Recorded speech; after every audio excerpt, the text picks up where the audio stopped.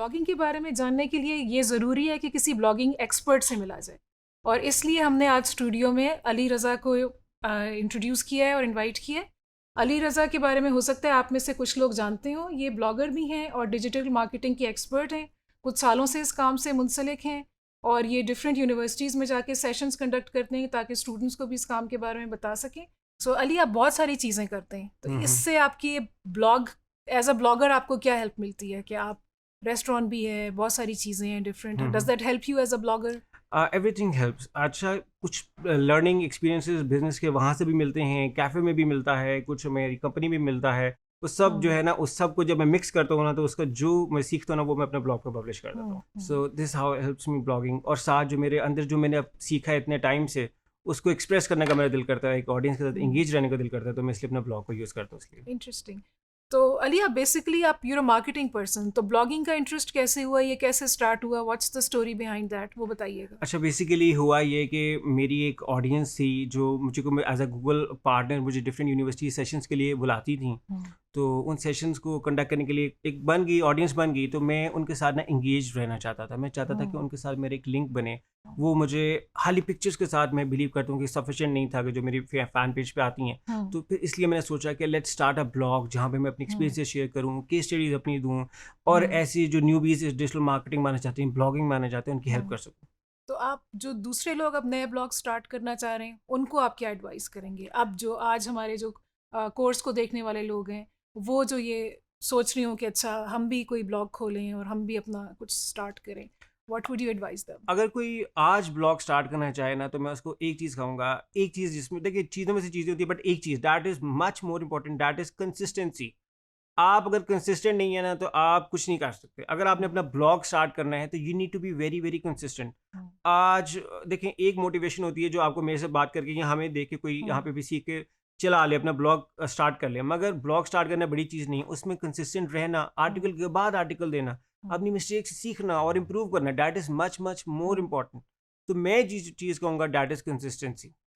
तो नॉर्मली ये is it rare, आमतौर पे कंसिस्टेंसी या मुस्तकिल मिजाजी नहीं होती? नहीं होती। उसकी वजह क्या है कि ब्लॉगिंग ना, इट टेक्स टाइम। आप ये नहीं है कि आज आपने चीज़ की तो कल आप हीरो बन गए हो, आपके ब्लॉग पे इतनी ट्रैफिक आ गई है, लोग आ गए हैं। हाँ। तो उस वजह से क्या होता है कि लोग बड़ी जल्दी हिम्मत हार जाते हैं। एक हम्म। आर्टिकल, दो आर्टिकल, उसके बाद जब लोग नेगेटिव क्रिटिसिज्म करते हैं, कहते हैं नहीं सर, ये मेरे बस की बात नहीं, फिर लोग वहीं भी हिम्मत हार के कहते हैं नहीं, मैं I am going to quit up.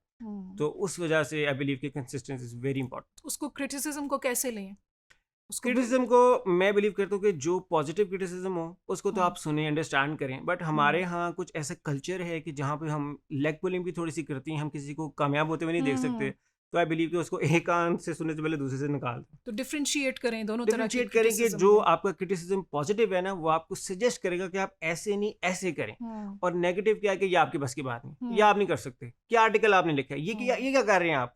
तो मुझे तो पढ़ के बड़ा हंसी आई, मुझे तो पढ़ के बड़ा कि यार ये क्या लिख दिया आपने। सो आई वाज सो सरप्राइज। मतलब लोग ऐसे भी करेगा, आई वाज सो सरप्राइज कि इतने बड़े बंदे ने यही चीज़ लिखी है। हाँ, तो ये सही। आप खुद ही डिफरेंशिएट कर सकते हैं कुछ चीज़ों। तो आपका ब्लॉग, अपना आपको भी क्रिटिसिज्म मिली होगी, आपका ब्लॉग कैसे ग्रो किया है ओवर द इयर्स और क्या उसमें प्रोसेस रहा है? अच्छा, जब मैंने ब्लॉगिंग स्टार्ट की ना, तो because basically I am a marketer, और मार्केटर के लिए आर्टिकल लिखना is not an easy thing. Because हम हमसे बात करवा लो, हमसे सुनवा लो, मगर जब आती है ना लिखने की बात, तो हमारी जान जाती है। हाँ। अब जब आर्टिकल, मैंने पहला आर्टिकल लिखा ना, तो मैंने जब खुद अपना पहला आर्टिकल पहली दफ़ा पढ़ा ना, तो मैं देखे मुझे खुद हंसी आ गई कि यार ये मैंने क्या लिखा है। और अगर कोई इसको देख ले और मुझे बाद में जाने के यार अली ने ये क्या बात लिखी है, तो बट मैंने उस चीज़ को सुना नहीं। मैंने फिर भी मैंने लिखता गया, मैंने हर चीज़ को पॉजिटिवली लिया। मैंने कहा यार ये मैंने करना है तो मैंने करके रहना है। कहते हैं आई वाज स्टबर्न कि जी मैंने पॉजिटिवली मैंने ये करके रहना है। फिर क्या हुआ कि जब मैं स्टबर्न हुआ, तो जब मेरा पहला आर्टिकल आया, तो जब मैंने दूसरा लिखा, तो मैंने देखा मेरा दूसरा पहले से बेहतर है। ये चीज़ नेचुरली। जब मेरा दूसरा बेहतर हुआ, तीसरा थोड़ा सा और बेहतर हुआ, फिर साथ साथ मैंने अपने कंपेटिटर्स को देखना शुरू किया कि वो कैसे लिखते हैं, कि उनका कैसे आर्टिकल में इंटरेस्ट वो अपने यूजर्स के लिए डेवलप करते हैं, क्या चीज़ लैक कर रही है मेरा आर्टिकल में। फिर वहाँ से मैंने सीखी और वहाँ से ऐड की, और that's how I improved of the time. सही। तो आपने जब स्टार्ट किया था उसके मुकाबले में अब कोई मार्केट में चेंज आया है, या अभी भी है गुंजाइश ब्लॉगर्स के लिए, या is it a saturated market? मतलब क्या, कितनी होप के साथ आए बंदा और कितनी अरसे तक उसको कंसिस्टेंटली फेलियर फेस करना पड़ेगा फिर वो उसको कामयाबी मिलेगी? मतलब कितनी प्लेइंग फील्ड कितनी बड़ी है या नहीं है? देखिए, ये आपने एक बहुत एक बिग क्वेश्चन है करना। देखिए फील्ड तो हर वक्त ऑलवेज ओपन है, आज भी ओपन है, 10 साल बाद भी ओपन रहेगी, 20 साल बाद भी ओपन रहेगी। अब बात है कि आपने अपनी एंट्री कैसे करनी है। देखिए जब मैंने इस फील्ड में एंट्री की तो मुझे बहुत ज़्यादा लोगों ने कहा digital marketing is very tough, very difficult, ये वो।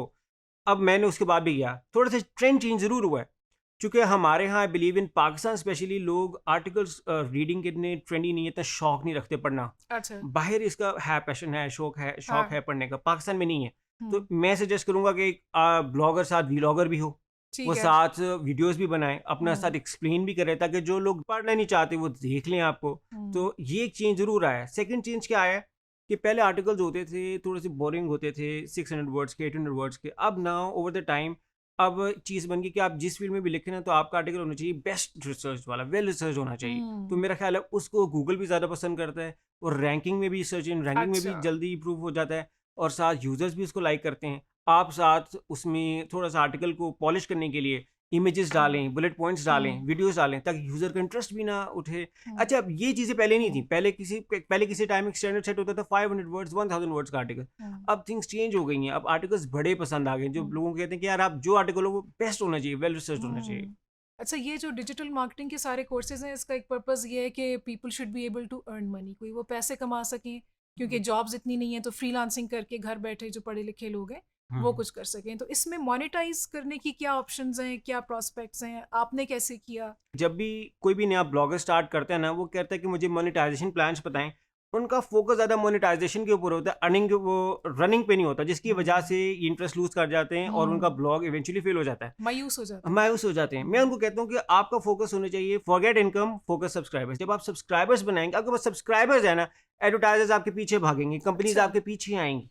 बट आप जब आपको बिलीव होना शुरू हो जाए कि आप एक अच्छे राइटर बन गए हैं, एक अच्छे ब्लॉगर बन गए हैं, और जब आपने एक अच्छी ऑडियंस बना ली है, तो फिर आपको मोनेटाइजेशन के डिफरेंट ऑप्शंस हैं। कुछ मैं आपके साथ शेयर कर देता हूँ। वो बताइए। अच्छा, number 1 is Google AdSense. Google AdSense आपको पे करता है जब भी आप अपने ब्लॉग पे ऐड लगाते हैं, जब भी कोई विजिटर आता है और आपकी ऐड पे क्लिक करता है, उसके जरिए आप अर्न कर सकते हैं। एक ये मेथड है।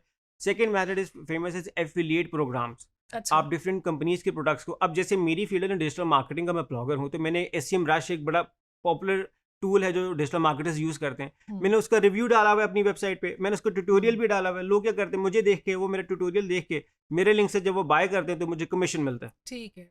इसके अलावा और भी ऑप्शंस हैं, जैसे मेरे पास अक्सर कंपनीज आती है पेड पोस्ट के लिए आती हैं कि आप हमारे ब्लॉग पे अब हमारी कंपनी को प्रमोट करें, हम आपको इसके पैसे देंगे। फिर ईमेल मार्केटिंग है, ईमेल मार्केटिंग पे लोग कहते हैं कि आप हमारी प्रोडक्ट को प्रमोट करें, हमारी सर्विसेज को प्रमोट करें।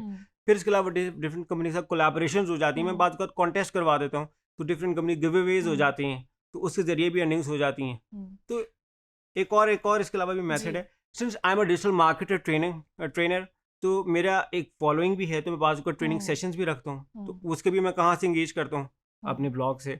बाजू को अपने पेड वेबिनार्स करता हूँ, पेड वर्कशॉप्स होती है 1 डेज की, वो भी ऑनलाइन होती है, इंटरनेट पे होती हैं, तो वो भी मैं बाजू का पेड कंडक्ट कर लेता हूँ। और एनीथिंग एल्स इसके बारे में? अच्छा, ये मोनेटाइजेशन में और भी ऑप्शंस हो जाती हैं। जब आप इसमें रनिंग में जाते हैं ना, जब आपकी एक फॉलोइंग साइजेबल बन जाए ना, कंपनी आपके साथ खुद करती हैं कोलैबोरेट करें, हमारे साथ काम करें, क्योंकि आपके पास अगर ऑडियंस है, हर बंदा आपके पीछे भागेगा। मैं क्यों मोनेटाइजेशन में ऑडियंस की बात इसलिए कर रहा हूँ, क्योंकि कमाना इज नॉट ए मुश्किल चीज़ नहीं है, आपके पास ऑडियंस होनी चाहिए। अब जब एफिलिएट प्रोग्राम जैसे है ना, एक एफिलिएट प्रोग्राम होता है रिकरिंग, जैसे एक कंपनी ब्लू होस्ट, आपने लेट से मैंने जो अपना ट्यूटोरियल दिया ब्लू होस्ट का कि आप अपनी वेबसाइट बनाएं इन 30 मिनट्स, मैंने वहां से उसका लिंक से कमा लिया। मगर कुछ होती हैं प्रोडक्ट, जैसे मैंने SEMrush बताया, कुछ क्लिक बैंक की प्रोडक्ट्स हैं जो आपको मंथली रिकरिंग देती हैं, यानी कि एक दफ़ा यूजर ने बाय कर लिया तो हर महीने, जैसे हम केबल का रेंट पे करते हैं, इसी तरह वो हर महीने जब प्रोडक्ट का सर्विस रेंट पे करते हैं तो आपको हर महीने again and again and again commission मिलता है। फिर आपके पास ये भी ऑप्शन है कि आप डिफरेंट एडवर्टाइजर्स, डिफरेंट ब्लॉगर्स से साथ कॉन्टैक्ट करें, उनको कहें कि आप मेरी वेबसाइट पे एडवर्टाइज करें, प्रमोट करें, मैं आपके साथ कम चार्जेस में बात करूंगा। नेगोशिएट कर सकते हैं आप। अच्छा, इसको पीछे अगर लेके जाए, आपने कहा सब्सक्राइबर्स होंगे तो फिर ये सारी चीज़ें आसानी दरवाजे खुल जाते हैं सारे। सब्सक्राइबर्स कैसे बढ़ा सकते हैं? देखें, एक मेन तरीका है कि हमको नंबर 1 तो हमारा आर्टिकल्स, हम रेगुलरली आर्टिकल लिखते हैं, रेगुलरली अपने साथ एक मेंटेन है। फिर उसके बाद सेकंड चीज़ है, आई बिलीव कि हमारे जो विजिटर्स होते हैं वो लेजीएस्ट पर्सन होते हैं in the world, because as a marketer I believe कि उनसे हमने अर्ज करवाना होता है, अर्ज लेना है हमने कि यार आप कुछ करो। तो हम उनको कैसे अर्ज करते हैं subscribe to my email list, subscribe to my email list, so that जब भी मेरा नया आर्टिकल आए फौरन से पहले आपके इनबॉक्स में मिले। उससे क्या होता है, उससे क्या होता है, विजिटर्स आपके साथ एंगेज भी रहते हैं और आपका एक ब्रांड उनके ज़हन में TOM के तौर पे सेव है। TOM means top of the mind. अब मैं चाहता हूँ कि मेरा जो ब्लॉग है वो as a digital marketing blogger लोगों के ज़हन में सेव हो जाए कि I am Ali Raza digital marketing blogger, तो I am trying at TOM। तो जब ये TOM आप में बन जाता है, फिर लोग खुद भी आते हैं 2 दिनों बाद आपका वेबसाइट खोलने के लिए कि यार इसने क्या नया आर्टिकल लिखा है, कुछ नई अपडेट दी होगी, मैंने वो पढ़नी है। अच्छा, उसको आप वो जो है अपनी पोस्ट को बूस्ट भी कर सकते हैं, हाँ, उसमें इन्वेस्ट कर सकते हैं। वो is it, what's the smart way to do it? उसकी क्या अच्छा तरीका क्या है कि आपको अपनी इन्वेस्टमेंट की रिटर्न्स बेहतर मिलें? या अच्छा, मैं बिलीव करता हूँ कि अगर आपने अपनी ट्रैफिक बढ़ानी है, अपनी बूस्ट करनी है, तो boosting is a paid way. Boosting में हम पैसे लगाने पड़ते हैं और बाज़ औक़ात एज़ अ न्यूबी ब्लॉगर्स हमारे पास पैसे थोड़े से कम होते हैं कि हम थोड़ा-सा मुश्किल होता है, थोड़े से हेसिटेंट होते हैं, कंसर्न्ड होते हैं कि हम कैसे करें। मैं उनको कुछ और टिप्स देना चाहता हूँ, जी, जी, जिसके ज़रिए वो अपनी प्लीज़। ट्रैफिक बढ़ाएँ। नंबर 1, जैसे लेट्स से अभी मैंने अपनी वेबसाइट पे कुछ रिसेंटली इंटरव्यूज़ शुरू किए और मैंने पिछले दिनों अभी हिशाम सरवर साहब का इंटरव्यू किया था। तो हुआ क्या कि जब मैंने हिशाम भाई का इंटरव्यू किया, तो जब मैंने शेयर किया, तो खाली मैंने ही शेयर नहीं किया, हिशाम भाई ने भी शेयर किया। अब मुझे पता है कि मेरी फॉलोइंग है अराउंड 2000 लोग, हिशाम भाई की कितनी 10,000 है। तो क्या हुआ कि जब हिशाम भाई ने अपनी प्रोफाइल में मेरा शेयर किया, तो क्या हुआ कि उन लोगों ने आगे से देखा और आगे से और शेयर हुआ। तो उससे क्या हुआ, इवेंचुअली सब कहाँ लैंड हुए, मेरे ब्लॉग पे लैंड हुए, मेरी वेबसाइट पे। तो क्या हुआ, ट्रैफिक बढ़ी। तो वन गुड वे इज़ आप अपनी इंडस्ट्री में पकड़ें जो टॉप लोग हैं, उनके इंटरव्यूज़ करें। आप ना खाली आप उससे सीखेंगे बल्कि आपकी ऑडियंस भी उससे सीखेगी और साथ साथ आपकी ट्रैफिक भी बढ़ेगी, आपके सब्सक्राइबर्स भी बढ़ेंगे, गोल्स भी बढ़ेंगे। इसके अलावा एक और चीज़ होती है राउंड अप्स। मैं राउंड अप्स को बहुत ज़्यादा हाईलाइट करता हूँ क्योंकि ये वो प्रैक्टिस है जो लोकली मैंने देखी ही नहीं है कि कोई इतना अच्छा। यहाँ पे करता हो।